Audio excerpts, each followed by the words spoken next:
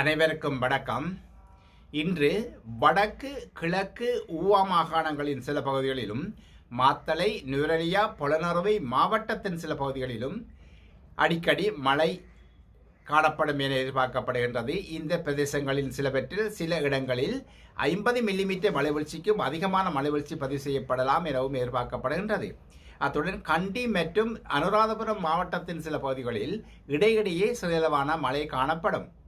சப்ரகமக மற்றும் தெற்கு மாகாணங்களின் சில பகுதிகளிலும் களுத்துறை மாவட்டத்தின் சில பகுதிகளிலும் பிற்பகல் 2 மணிக்கு பின்னர் மழை அல்லது இடியுடன் கூடிய மழை காணப்படும்.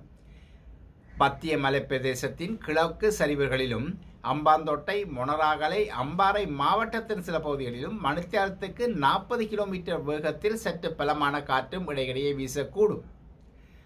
மத்திய மற்றும் சப்ரகமக மாகாணத்தின் சில பகுதிகளிலும் காலி மாத்தறை மாவட்டத்தின் சில பகுதிகளிலும் அதிகாலை வேளைகளில் பனிமூட்டம் காணப்படும். இந்த இடியுடன் கூடிய மழை காணப்படும் சந்தர்ப்பங்களில் காற்றும் பலமானதாக வீசும். எனவே பொதுமக்கள் இந்த இடி மின்னல் தாக்கத்திலிருந்து ஏற்படும் சேதங்களை குறைத்துக் கொள்ளும் பொருட்டு தேவையான முன்னெச்சரிக்கை நடவடிக்கை மேற்கொள்ளுமாறும் கேட்டுக்கொள்ளப்படுகின்றார்கள்.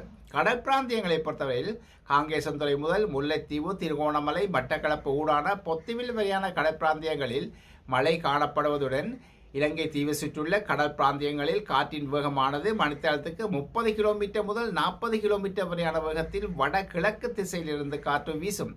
இந்த காற்றின் வேகமானது சில சந்தர்ப்பங்களில் கொழும்பு முதல் புத்தளம் ஊடான மன்னார் வரையான கடல் பிராந்தியம் மற்றும் அம்பாந்தோட்டை முதல் பொத்துவில் வரையான கடல் பிராந்தியங்களில் மணித்தியாலத்துக்கு 45 கிலோமீட்டர் முதல் 50 கிலோமீட்டர் வரை அதிகரித்து வீசக்கூடும்.